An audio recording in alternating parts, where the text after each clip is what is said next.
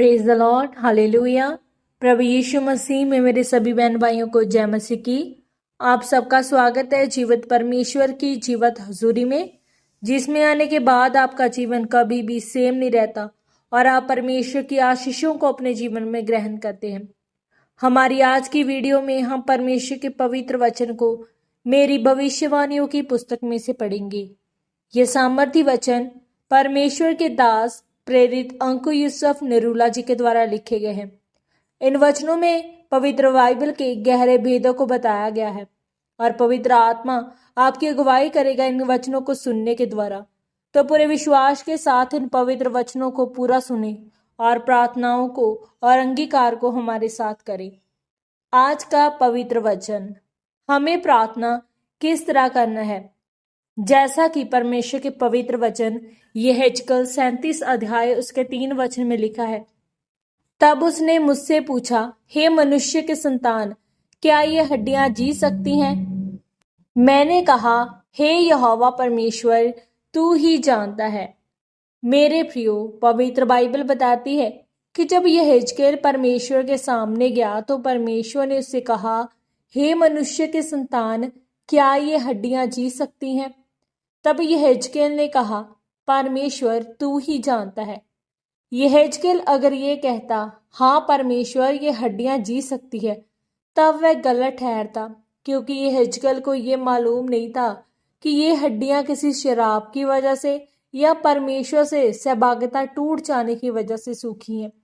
और अगर यहेजकेल ये कहता, ये हड्डियां नहीं जी सकती है, तब भी गलत ठहरता और ये परमेश्वर की सामर्थ्य के विश्वास के खिलाफ था, क्योंकि परमेश्वर की सामर्थ्य से वह हड्डियां जी सकती थी।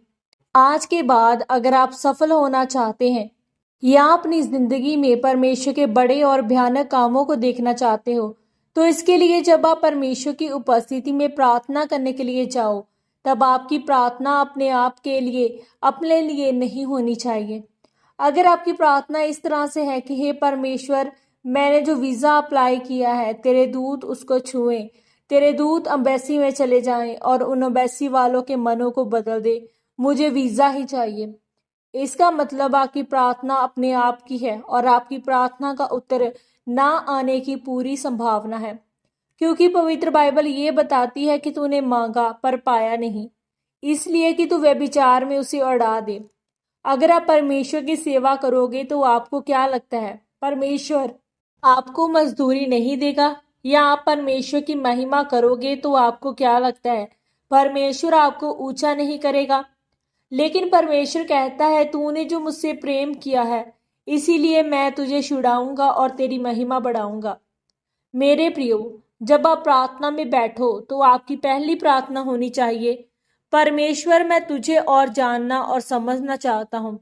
दूसरी प्रार्थना होनी चाहिए, परमेश्वर मैं तेरे वचनों की गहराई को समझना चाहता हूँ। तीसरी प्रार्थना आपकी गैर भाषा। चौथी प्रार्थना होनी चाहिए, परमेश्वर ये मेरे जीवन की कमजोरी है, उससे मैं बाहर आना चाहता हूँ। और छठवीं प्रार्थना ये होनी चाहिए, परमेश्वर तू लोगों को बचा, मेरे घराने को बचा। और फिर आप अपनी प्रार्थना रखो जो रखनी है कि परमेश्वर अगर तू चाहे तो मुझे नौकरी मिल सकती है। जब परमेश्वर ने देखा यहेजकेल तूने बड़ी बुद्धि के साथ, आत्मा के साथ उत्तर दिया है कि मैं नहीं जानता परमेश्वर ये हड्डियां जी सकती है या नहीं, परमेश्वर ने उससे कहा, अब तू भविष्यवाणी कर कि ये हड्डियां जी उठे।